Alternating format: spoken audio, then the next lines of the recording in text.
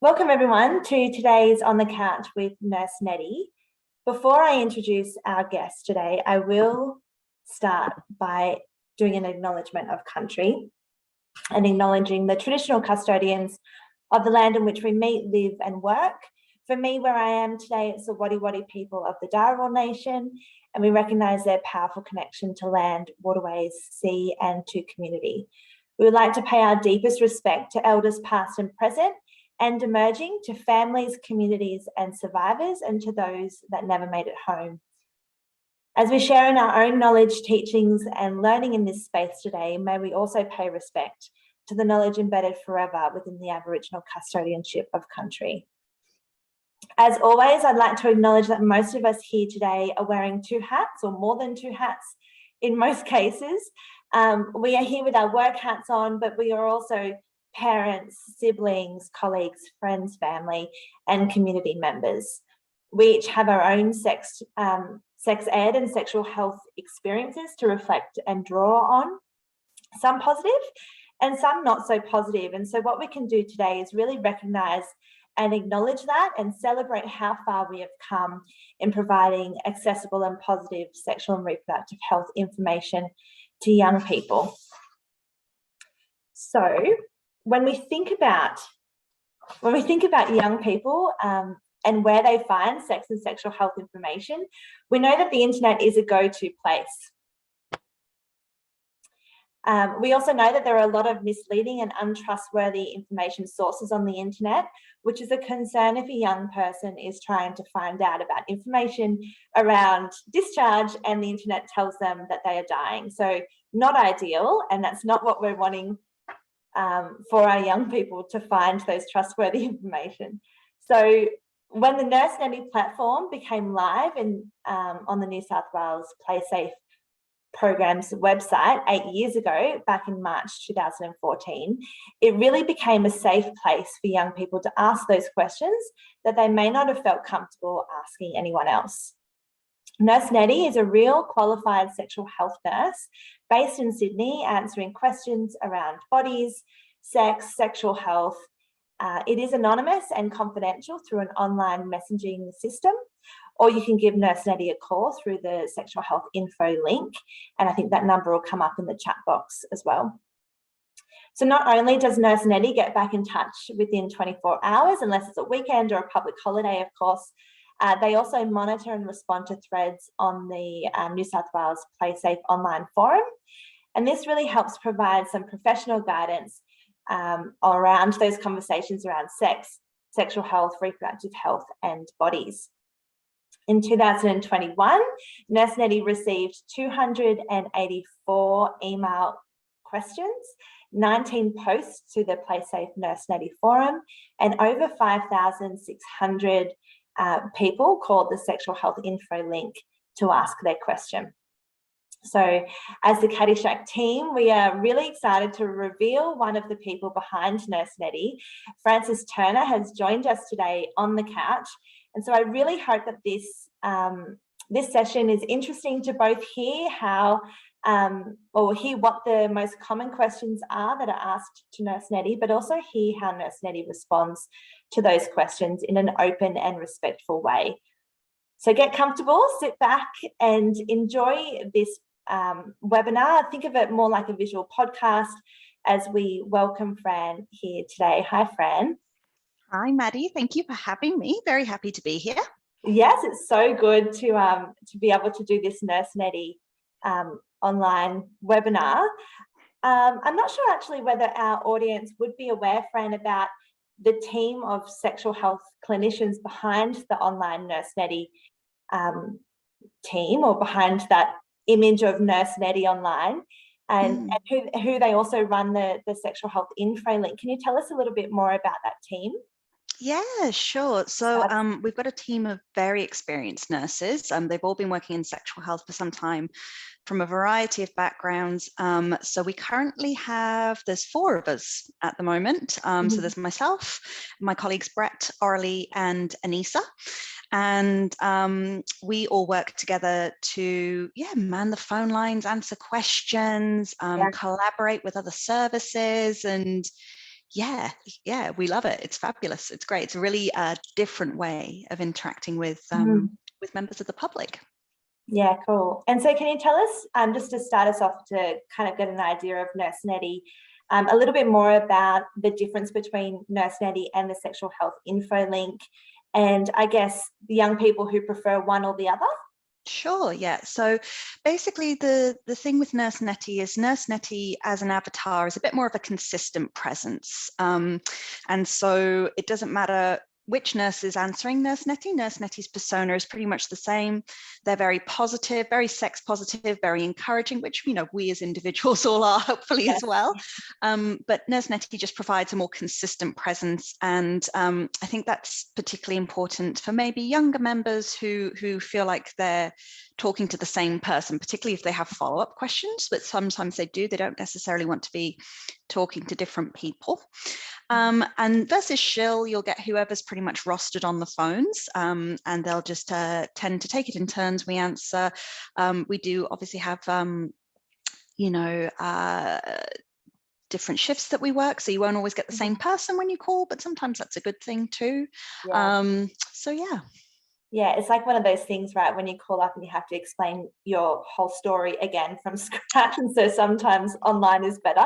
Yeah, absolutely. Yeah. So we try and really maintain that consistent persona with Nurse Nettie, just down to tone of voice, you know, the kind of language that we use, that kind of thing. We're also very careful to be mindful of health literacy. So we always try to aim, you know, the reading age of the answers that we provide to someone who is around the age of, you know, 10 years old.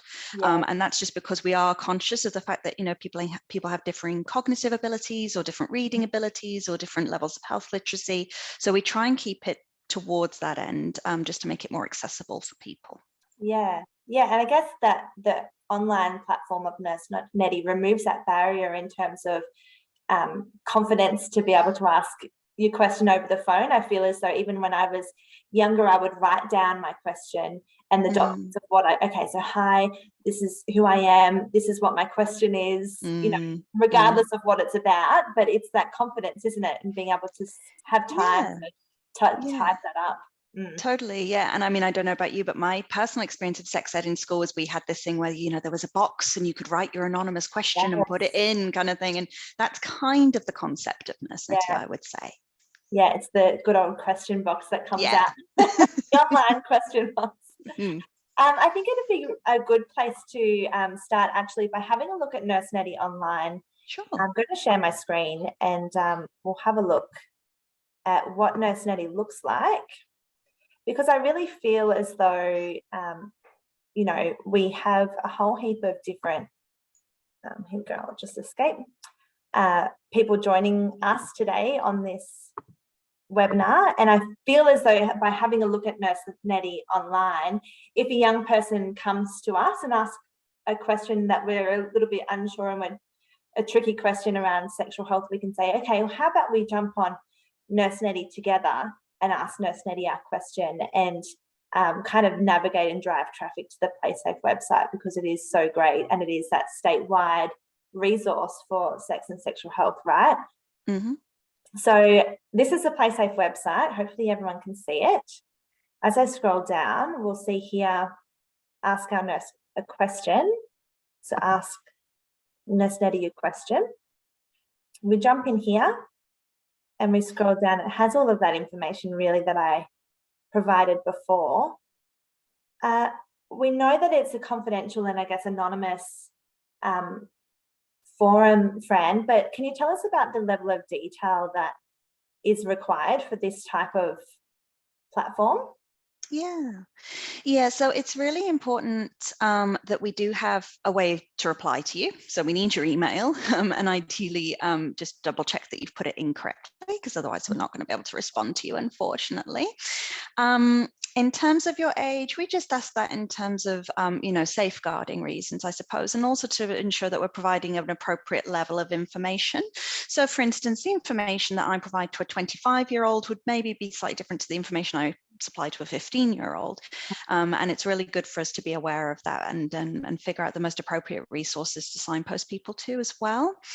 Postcode, everybody seems a little bit anxious about. The only reason we do that is because we do get some people from out of New South Wales, so other states, and even from overseas. We've had questions from America and things. Wow. And in those kind of scenarios, it's really tricky for us because we kind of go, well, we're actually not as familiar with your location and what's available to you. So in those instances, we usually respond to people saying, you know, this is actually your most your nearest sexual health service. We actually recommend you go and ask them because we're not familiar with your area. So that's the only reason we ask for postcode.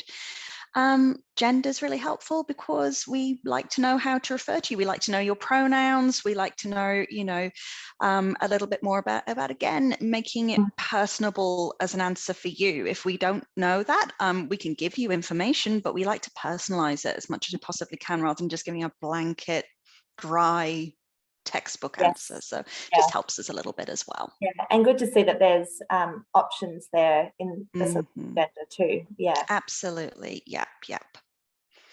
And then this section here is where they would obviously ask their question, and we can see there that you're asking to provide as much detail as we can to be able to answer that question. How much detail do you usually get in a normal?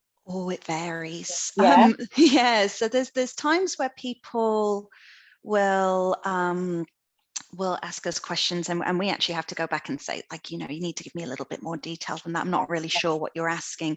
Because again, when we train our nurses to work on Nurse Nettie, one of the core rules of being Nurse Nettie is, did you answer their question? Because and that's harder than it sounds, because sometimes you can get really, if someone's written you a paragraph, it's really easy to get bogged down and actually lose sight of what their original question was. So sometimes we have to write back to people and say, you know, actually, could you give me a little bit more information? Sometimes we get a lot of information, and that's not a bad thing. But what we ask people to remember is we can't diagnose you over the internet, unfortunately. So we're very happy to provide information and tell you where you should go and give you answers and all that kind of thing.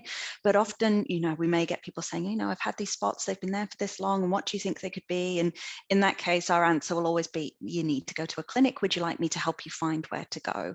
Because we can't diagnose you online. So. Yeah, and the good thing, I guess, about PlaySafe is it has that find your nearest clinic, sexual health clinic function on here. So really absolutely.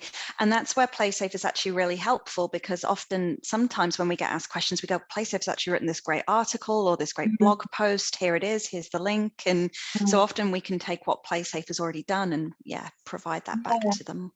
Yeah, and all of those blog posts too kind of come through you or through the Nurse Nettie team, don't they, to be able to fact check those, and everything that's going on PlaySafe is always checked by the sexual health clinicians. Absolutely. So we know it's trustworthy and reliable information, right? Yeah, definitely. So I'll just have a look at my notes. Oh, this is what I'm wanting to hear. I'm wanting to provide a bit of a glimpse behind the scenes. So what actually happens when a young person or you know, a youth worker or whatever asks their question and it comes through to you? Is it on a shared inbox? How do you decide who responds to that question? What is the process when someone submits their question? Yeah, sure. So every day someone is responsible for checking the inbox. So it is a shared inbox that the questions all come to. And we make sure that, someone is aware that straight away at 9 o'clock, which is when we start, someone's checking the inbox throughout the day to make sure there's any questions. And that person is responsible for answering the questions as well. However, sometimes what we might do is we check in with each other as nurses sometimes, because sometimes we get something a little bit tricky, or we kind of go, oh, is that the best way to phrase it? Or have I used the best resource? And often we'll talk to each other and say, you know, hey, how would you answer this? Because this is what I've put, but what do you think? And they range from being very straightforward to being slightly more complex. So we'll sometimes check in with each other. So that's the nuts and bolts of it, really. We do our best to answer all questions within 24 hours. If there's ever going to be a delay, we will usually reply with an email going, just so you know, we're really busy at the moment. Sorry, we have received your email. We'll get back to you. And, you know, because the service does only run Monday to Friday, if there's weekends or bank holidays, there's always a bit of a lag as well. But we do aim to get back as quickly as we can. Yeah, and I love that too, because I feel as though it's such a big thing sometimes. And I can imagine it would be such a big thing to ask you a question and then not know whether, like, have you got it? Has it gotten lost? Has it gone to junk? I'm not hearing from them. So to be able to hear back and say, yes, we've got your question, you know, the Nurse Nettie's going to get back to you. It's reassuring. Yeah, That young person. Absolutely. What a And good there are system. times as well, sometimes where, depending on the question that someone's asked us, we actually might ask them to call us. And this is usually when the question has a lot of layers to it. And we actually say, do you know what? It would actually be better if we had this conversation on the phone, if you're comfortable to. And so then what we'll say is, generally we'll reply to the young person and say, look, this is confidential still. You can still call the SHIL line, sexual health info link. But a nurse would just prefer to talk to you, because otherwise I'm going to be writing you an essay pretty much. And it's probably going to leave you with more questions and answers. So sometimes we will reply to the young person and say, hey, would you mind giving us a call? You know, we're happy to talk to you, but we just want to speak to you instead. Yeah, and can you talk more about, you know, that tone of voice that you know, touched on earlier, and that type of language? Sorry, Maddy, I think you've frozen. Oh, have I? Oh no. Oh, you're back again. Oh, good. Oh, this is why we made lots of people co-hosts, right? I was just starting to say, can you talk more about the tone of voice and the language behind Nurse Nettie? You mentioned before, you know, I'm guessing there's guidelines and kind of a standard response behind that. Yeah, there is, absolutely.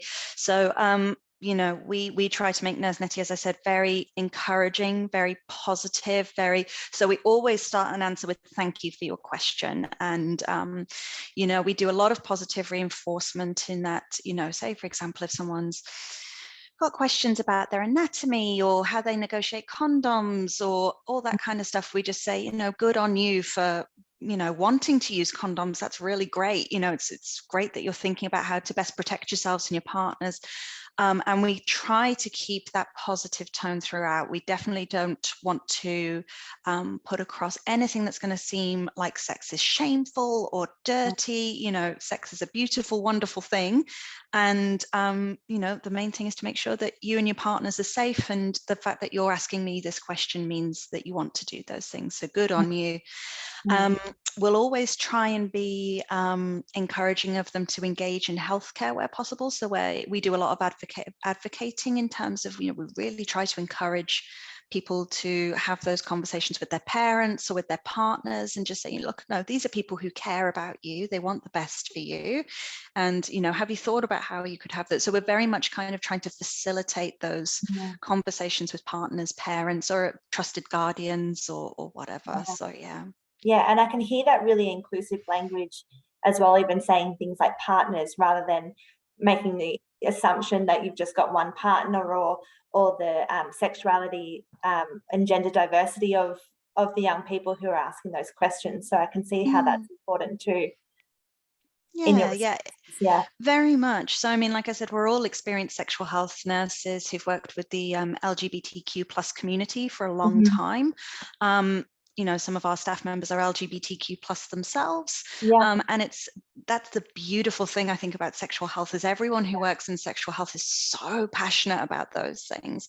And our vision is very much that, you know, the Nurse Nettie forum and the Nurse Nettie emails are somewhere where you can be your authentic, true self and not worry about any judgment or any assumptions being made. We try very, very hard to say, you know, anything that is between two consenting, you know, people or more, then good on you, crack on. So, you know, and it's just about how we keep it safe and keep it the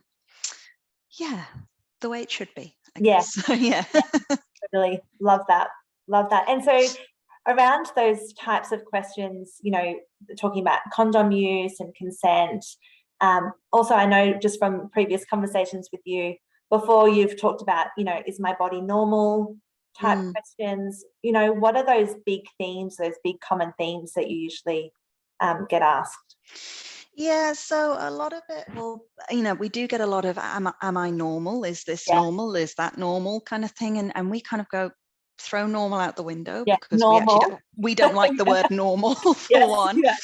I guess what we say is more you know, is it causing you any discomfort? Is it causing you any distress? If so, tell us about that. Why is it? You know, and kind of, but we very much promote some wonderful resources. So I know particularly for, you know, people with vaginas, I tend to send them a resource called the Labia Library, for instance, which shows that there are all different kinds of sizes and shapes of labia. Some have hair, some don't. And, you know, they're all fully functioning, perfectly fine labias that are normal, you know. So and I guess we just try and encourage that, and are very mindful of saying to people, you know, what you see in magazines and porn and videos actually is a product. It's being sold to people, right? And a lot of the time that's presented in a certain way because it's thought that that's what people want, but true reality isn't like that. And,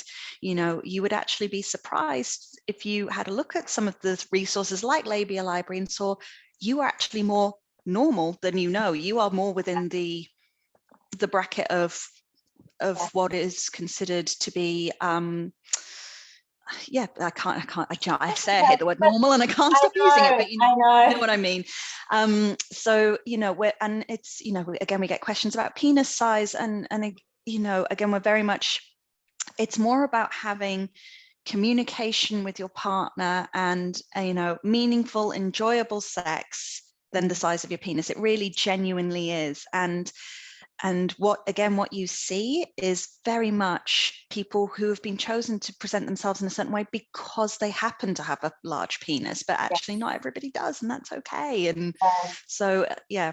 It's that body positivity and that, you know, building your self-esteem, and totally, which is so important for all of us, but especially talking about, you know, your sexual relationships. Totally. That's sorry, my mind was going so many different places. I know, I could talk about that all day. Don't even get me started on, you know. And it's funny because I was on my own Instagram recently, and because of some of the pages I follow, it's like I follow Play Safe and stuff like that. I and sometimes get right, and Caddyshack, of course. And so I sometimes get some you know, because of algorithms and stuff, certain ads pop up, and it's things like, I mean, I kid you not, I have seen things like glitter pessaries to put inside your vagina to make your discharge prettier and glittery. I've seen things like, and the other thing that horrified me recently, marketed at young women, were non-medical pessaries to lubricate your vagina for sex. And I'm like, but that means, unless it's for a medical reason, it means you're not aroused. And if you're not aroused, are you enjoying it? And if you're not enjoying it, well, why would you do it? You know, so. And do you not have access, and it's, you know, do you not have access to lube because actually and it's to help if that is a issue for you.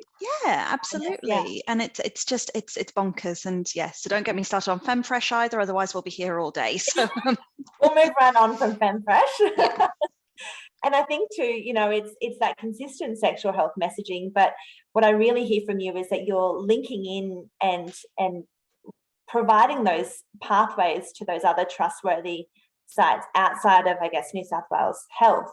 You know, what other places do you know, direct young people to? So we tend to do a lot of directing towards outside of PlaySafe and Caddyshack and those kind of partners that we're familiar with. We do a lot of directing towards the sexual health clinics themselves, and saying, you know, sexual health clinics are designed to be safe, welcoming spaces.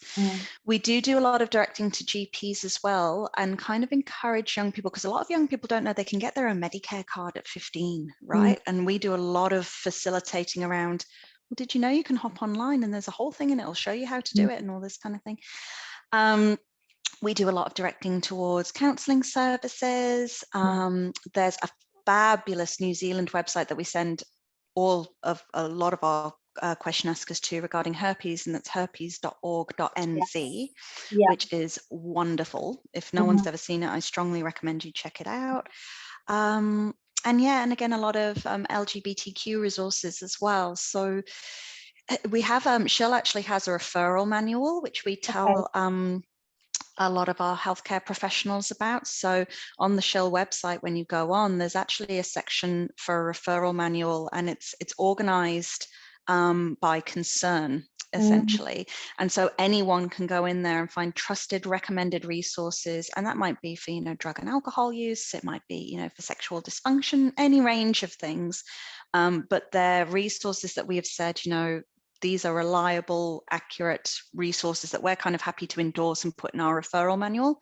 Have at it, go look at it and see what you think would be good for your patients or for yourself or for your loved ones, and have at it, kind of thing. And kind of nice to have, you know, Nurse Nettie and your team really be that person to be able to say, we've verified yeah, these, you know, websites, and this is where you can, you know, find that trustworthy, reliable, accurate information. It's consistent with what we're saying as well, because my gosh, Google, like there would just be so many things that pop up when you type in herpes, and you wouldn't necessarily think of a New Zealand website to go to. So great that that's there. Yeah.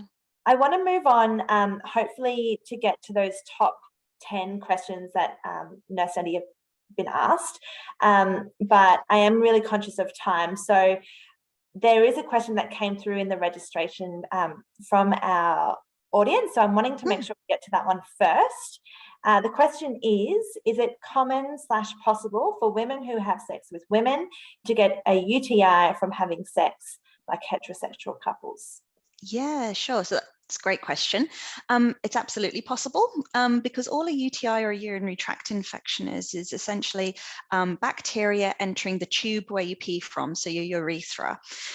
Much more common in people who have a vagina, because our urethras are shorter. So the distance between that tube to our bladder is a lot shorter than people with a penis, because their tube is significantly longer. And so usually bacteria doesn't have time to reach the bladder.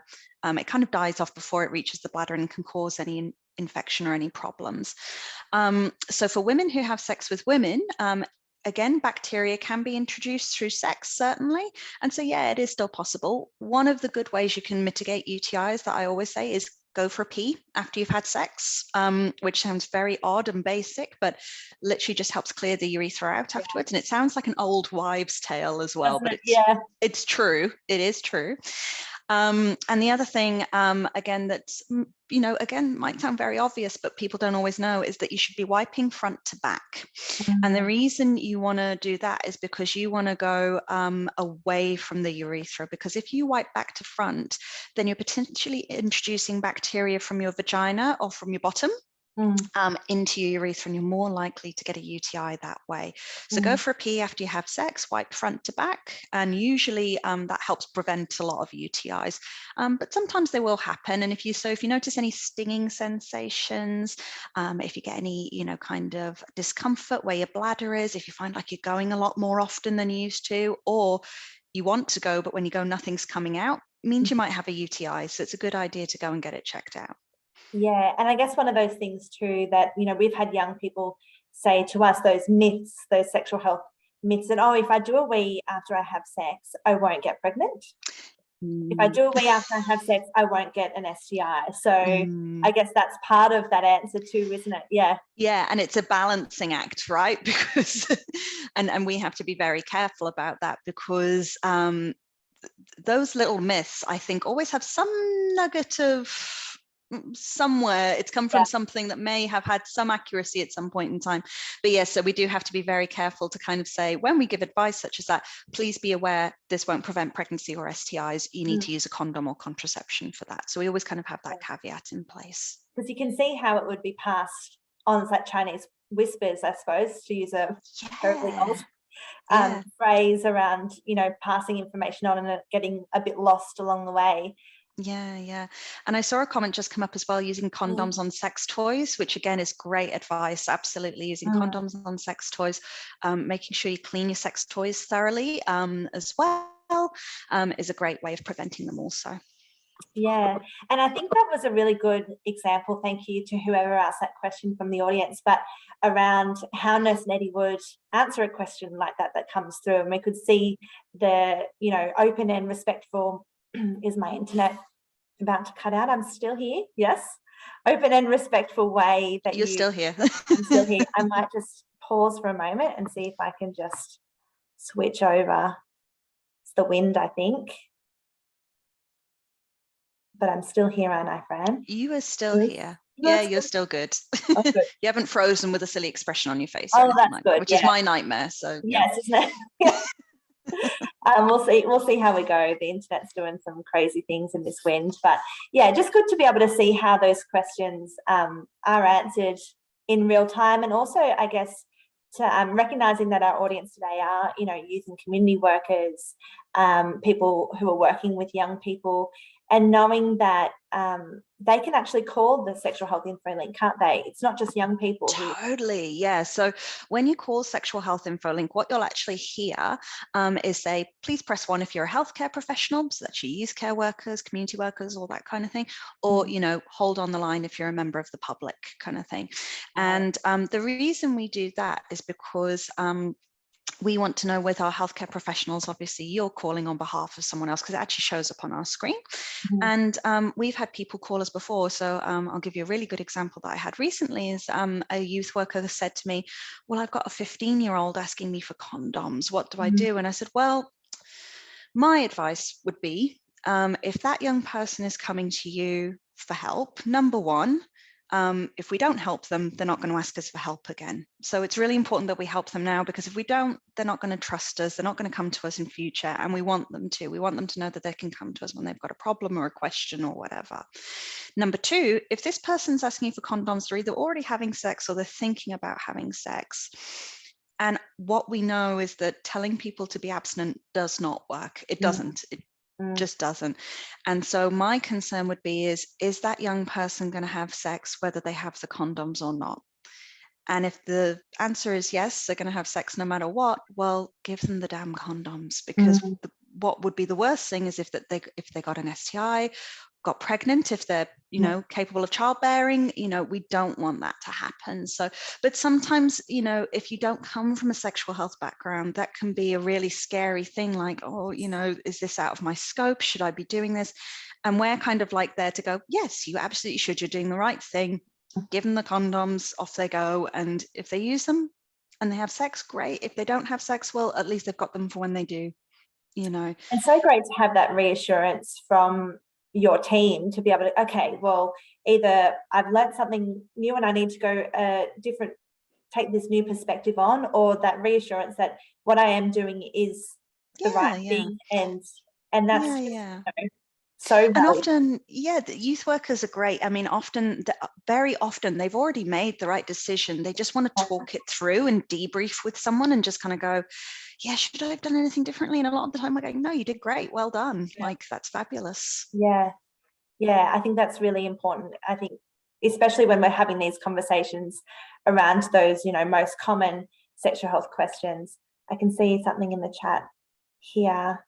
Yeah, this no conflict, and they'll make their own choice. Exactly right. Yeah. That's keeping condoms in the bathroom at services. Yeah, great point. Yeah, absolutely. And that will just be a perfect segue into our Condom Dispenser project. So we'll definitely add those details into our follow-up email if you are in the Illawarra Shoalhaven, to either get a condom dispenser into your service or be able to see our map to see where all the condom dispensers are. There are over 70 at the moment, Fran, in the Illawarra Shoalhaven. That's great. Very Love happy. It. Jen and I actually installed another 5 yesterday, which was just in a community centre. So that was just really great to be able to do. Yeah. I want to get into these top 10 questions, but I know that they are on a blog. So if we run out of time, they are all on the PlaySafe blog, which will be linked in our follow-up email. I've tried to group them together rather than go 1 to 10. Interestingly, 5 of the top 10 questions around STI testing. So the first question around STI testing, number 1, how often should I get an STI test? Number 2 is STI testing expensive? Number 3, is an STI test anonymous? And number 7 out of 10 is, do I need an STI test even if I have no symptoms? So really interesting that 5 out of 10 are around STI testing, which is really great to know that young people are actually asking these questions. To Nurse Nettie, how do you answer those questions around STI testing?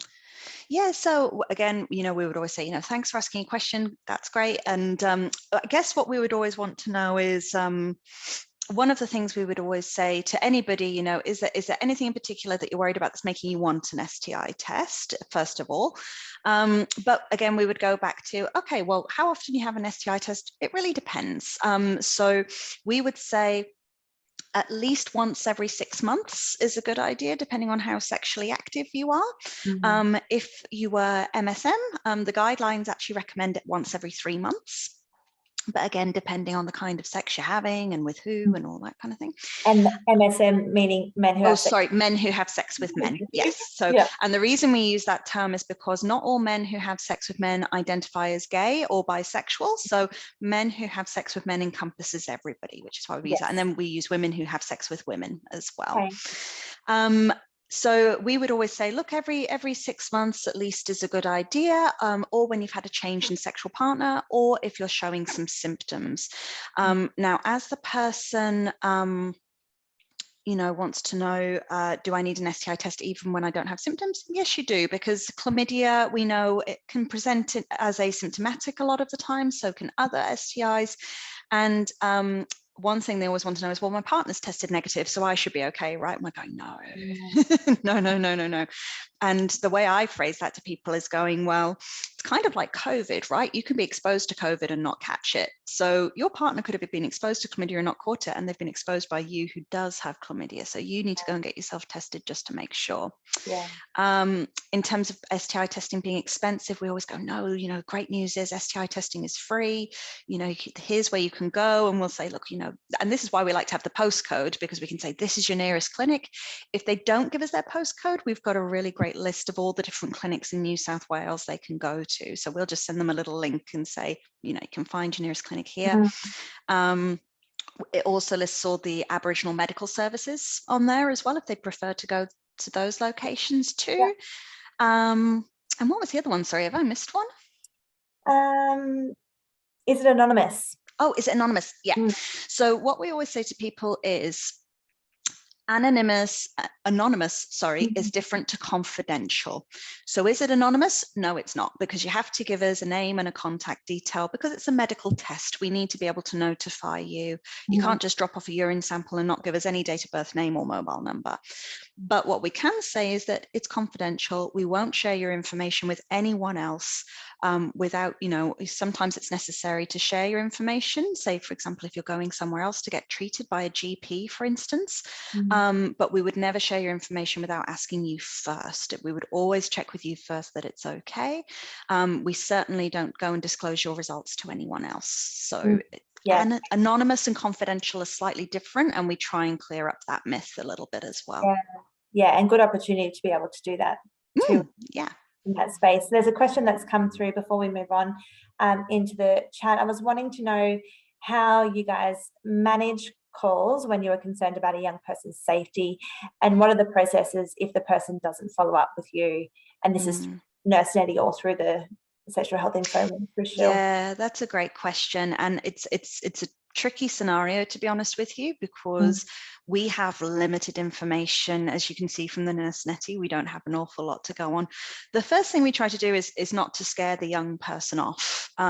We don't want them to think that they're in trouble, or that they've done anything wrong, or anything like that. So we gently try and coax a little bit more information out of them. Often that's one of the scenarios where we'll say, look, it would be really great if you could call us. We'd love to chat to you properly, kind of thing. And we try and encourage them. But at the same time, what we want to do is we don't want to not answer their question, because if they disengage at that point, they've gone away without that information. So we still try and supply them with the information. So I had a young person ask me recently, well, how do I talk to my parents about if I'm pregnant? And to that, we kind of said, look, we'd really like to talk to you, but however, these are some resources on how you would maybe do that. But are you even sure that you're pregnant? Because you need to do a test first, and this is how you do a test, and this is how long you have to wait, and all this kind of stuff. In terms of safeguarding concerns, we're very lucky to have a great relationship with the child protection units. And so what we would usually do is, where possible, if we know the person's postcode, we can contact the child protection unit within that local health district. But if we don't, then we contact the one within southeastern Sydney, because that's where we're based. Okay. And we would contact them and say, look, this is the story. This is what we've done. We've opened a case file. We've recorded all these details. We've got a plan in place. We're going to try and follow up with them.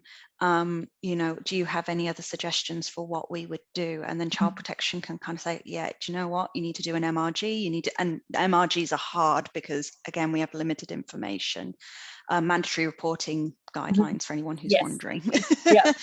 So it's a mandatory report we do when we're concerned about a young person. So what we'll do often is we'll create a file in a shared place that all staff can see. All staff will be made aware that we've had a Nurse Nettie caller or a question asker who we're worried about, and just saying, hey, if this person makes contact again, this is the plan, this is what we're going to do. We will attempt to re-engage them a couple of times if they drop off, but we also don't want to hassle them or harass them. We want them to feel like they can come back to us. So we will kind of send them a follow-up email just going, hey, I just wanted to check in, you know, you asked us a question the other day and how are you going? You know, did you manage to get to the doctor? Did you manage to do your pregnancy test? What did you, you know? And sometimes they'll respond and sometimes they won't. And that's where it's hard, because there's not an awful lot we can do except just be open and be there for that young person and just say, you know, just want to say I'm still here if you need me, you know, call us anytime, happy to chat, you know, and all this kind of stuff. And yeah, it's a tricky one. Yeah. And I guess they know, you know, the great thing about that is that they know where to find you. Yeah, And that first they know contact's that been they made. had a good, they know they had a good experience the first time they spoke to you. And, you know, you actually answered their question, as well as giving them an opportunity to, you know, have that phone call to find more information. Because if you're not answering my question, I'm going to go find someone else who will, right? Completely. Yeah, and I mean, the thing is, I think that frustrates me quite a lot sometimes when you see how people interact with young people. Young people aren't stupid. They're not dumb. No. Like, don't try and pull the wool over their eyes, because they'll snuff you out straight right away. Through you. If you're not authentic, that will destroy you. Yeah. Which fair enough kind of thing. Absolutely. So, yeah. Absolutely. Okay, thanks, Fran. I will jump into our next kind of theme of questions that I've grouped together around STIs still in the top 10 questions. We've got number 8 is, how reliable are condoms as a contraceptive and as a protection against STIs? And number 10 is, can you get an STI from a hand job? Which I always find that question quite funny. It's like, can I get an STI from, like, do you want an STI from a hand job? Anyway, that's just a wording thing, isn't it? But both questions around STIs still. And interesting ones too. Yeah. So, and the thing about both of those questions are, it depends. Yes. So, and it's not a straightforward black and white yes or no question. Yeah. So the thing that we say about condoms is condoms are great. They're fantastic because they're the only thing that will protect you from both pregnancy and STIs at the same time. However, like everything in life, if you use it the way it's meant to be intended, and it will work. If you don't, it's not going to work. So we kind of answer that by going, you know, they're really effective, provided, are you squeezing the air out of the tip? Are you rolling them down the right way? You know, is it inside out? You know, make sure that your nails aren't ragged or, you know, chipped or anything. Make sure your jewelry isn't getting snagged on it. Don't try and rip the wrapper with your teeth. You may think you're looking sexy, but, you know, it's actually, you're at risk of tearing the condom. You know, use lubricant, because if you don't, then, you know, may slip or come up. Well, you know, not slip or come off, but break. If it slips or comes off, you know, you need to, don't just put the old one back on, you need to get a new one and all that kind of stuff.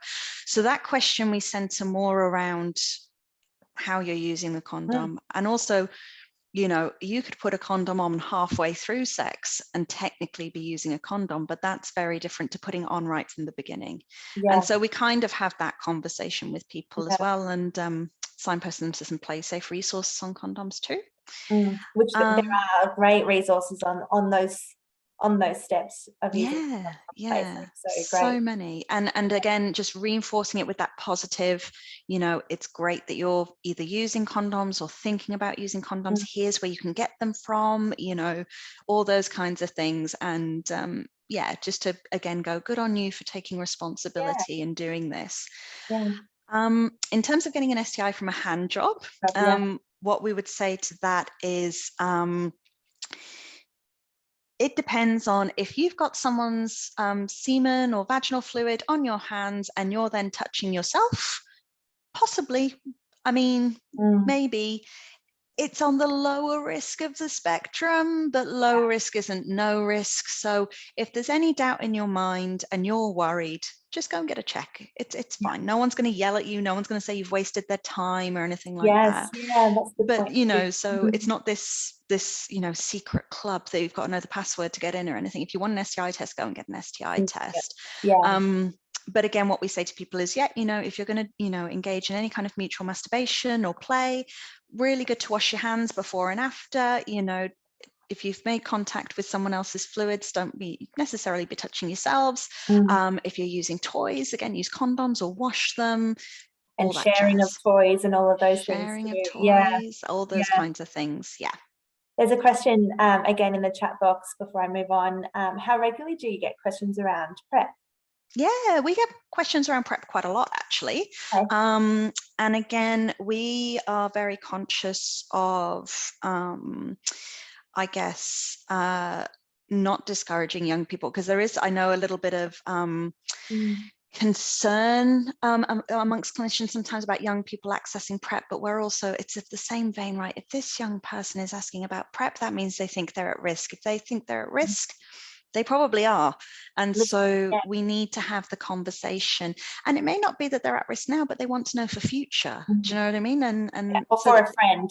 For a friend. For a friend, yeah. What a good friend you are. Fabulous. But yeah, so and again, there's no restriction on information, right? If they want the information, we'll give it to them. We would rather them get it from us than go to an unreliable source. So no, we get questions quite a lot. Yeah, and also, you know, good on that young person to even know what PrEP is and wanting to learn more about it, even if it's not right for them right now. Maybe it'll be right for them down the track, or it's for a friend, like actually for a friend. And I mean, things are getting better for LGBTQ plus youth, but there's still a significant gap, right? LGBTQ plus youth don't get the same access to sex education that their heteronormative peers do. And so they have to work really hard to go and find these answers for themselves, which is really, you know, sucks kind of thing. So if they do, we're not going to go, oh, you're too young to know that. You know, it's, why would you? So it's all about empowering them and saying, good on you. Yep, here you go. This is what you need to know. Yeah, love that. Love that. Okay, so we also have a questions in here. Number 5 on the top 10 is, when do I need to get a pap smear? Beautiful question. And using the words pap smear too. So the technical new term for a pap smear, because the testing changed a little while ago, is a cervical screen. And one thing I'm very vocal about is, even if you are not female presenting or female identifying, if you have a cervix, you still need to get your pap smear. And it's great to call us if you're not sure about where to go as a non-female identifying person, because you might go, oh, I don't want to go and have to explain myself in a non-friendly space about, you know, and we can kind of go, we got you. This is where you go. So to answer the question, most people start to get their cervical screens at 25, purely because the research tells us that this is when cervical cancers start to be potentially detected. It's rare that we see them in people younger than that. There are caveats to that though. So sometimes if you had what we call early sexual debut, so if your first sexual encounter, consensual or otherwise, was under the age of 14, which, you know, does sometimes happen, you should be getting them earlier. If your mother was on a medication called, I can't say it in full, I'm so sorry, because it's about 50 syllables, but it's called DFES. Yeah. You should get it earlier as well. And if there's a particular, prevalence of cervical cancer in your family, then you should maybe consider getting one done earlier as well. So yeah. Yeah. And again, it's, great that you're, as a young person, is thinking about a question like that. For it to be number 5, I'm actually really surprised that it's actually so high in the top 10 questions. Number 5. Yeah. Okay, so the last 3 questions, I guess, are around that, am I normal, and looking more around sex and those concerns. Number 9 is, how can I manage premature ejaculation? Number 6, I've lost my libido, how can I get it back? And number 4, my partner can't climax anymore, is this my fault? And I love that these 3 questions are included in the top 10, because it's looking at sexual health so much more than just STIs and condoms, right? Yeah. Which is what we tend to say to young people, right? Is don't get an STI and don't get pregnant. And Yeah. it's so much more So than much that. more than that. It goes way beyond that. Yeah. So premature ejaculation is an interesting one, because I always say to people, well, what do you mean by premature ejaculation? Because actually, what you consider premature ejaculation actually might not be. So tell me a little bit more about that. What do you mean by premature ejaculation? And often it's a case of reassuring, mostly in young people, it's a case of reassuring them and going, actually, that's not premature ejaculation. You're perfectly normal. Again, porn. Yes. Don't pay any mind to it. And actually, I can guarantee you, your sexual partner probably doesn't want to keep going for 2 hours straight. They're probably looking at the ceiling at that point going, missing my Netflix show. So it's a lot of time just saying that actually what you're describing as premature ejaculation isn't, but did you know that sex doesn't just encompass actual penetration and intercourse, it encompasses foreplay and all the things that lead up to it and beyond it as well. So actually don't just think of it as in terms of the moment your penis enters an orifice to ejaculation, because that's not the only thing that plays in there. If they were genuinely having issues with premature ejaculation, then we kind of go, okay, well, look, there are services you can go to. Sometimes it's a psychological thing, sometimes it's a biological thing. So you need to see a specialist in that area to help you figure out which is which. And once they do that, they can help you go, okay, right, well, if it's a psychological thing, let's talk about some techniques you can use. It might be cognitive behavioral therapy or something like that will help. If it's a biological cause, then certainly you need to be referred to a specialist. But I would say, look, the vast majority of times it's a misconception of what premature ejaculation actually is. And I love how you can kind of weave in those conversations, and what an opportunity to weave in those conversations around that, sex isn't penis in vagina, that that also heteronormative, but also, sex is more than just penetration. Totally. And such a great opportunity to talk about that. So how would you then answer the lost libido? Sure. How do I get my libido back? Sure. So again, I guess we would want to know what was it like before, and how long ago was that, and how old are you now, and has anything changed? Are you really stressed at the moment? Has anything big happened in your life recently? Have you started any new medications? So for example, a lot of anti-anxiety and antidepressants can cause low libido. And I guess what we kind of say is that it's dependent on the cause, right? So and sometimes it's because the person actually doesn't feel like having sex when their partner wants to have sex, and it's kind of going, well, it's not that your libido's lost, it's just that your libido's different. So you shouldn't feel like you should be having sex just because your partner wants to have sex. It doesn't mean you've got a low libido necessarily.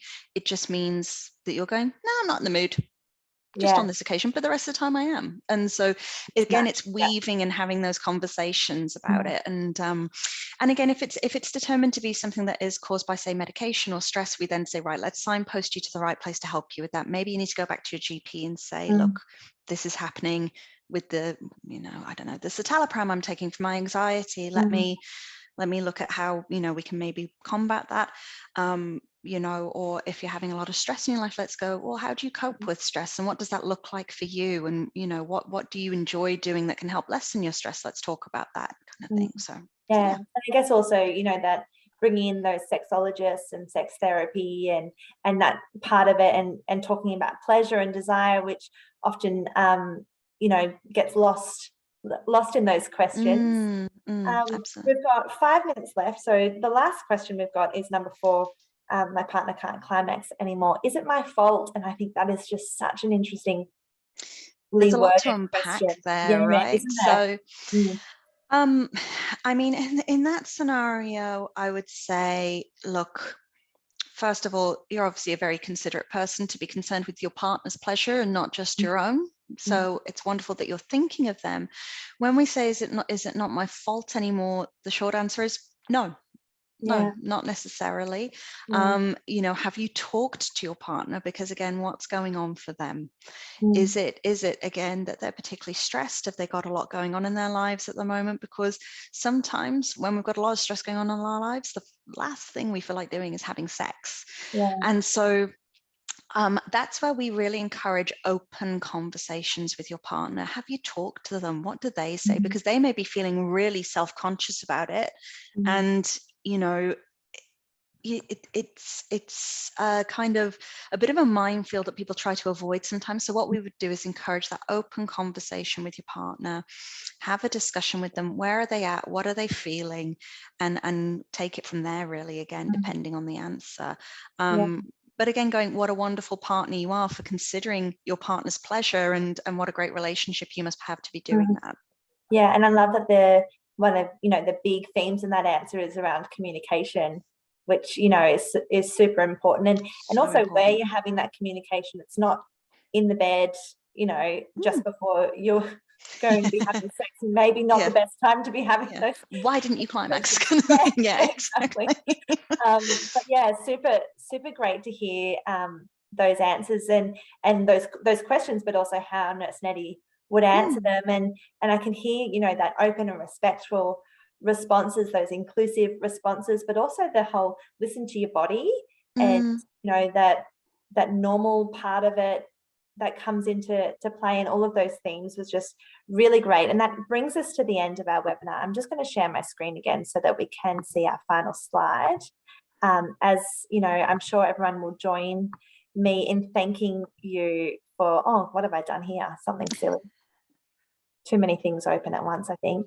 I'm sure everyone will join me here in thanking you, Fran, for joining us today and sharing your knowledge, but also, I guess, your energy around, like, you can really feel the passion that you have for this project and the team that you have behind you. So thank you so much for joining us today. And it was really great to hear a little bit of that behind the scenes glimpse of Nurse Nettie, and to know that it is a real person. They are real people behind this online platform, which is just so cool.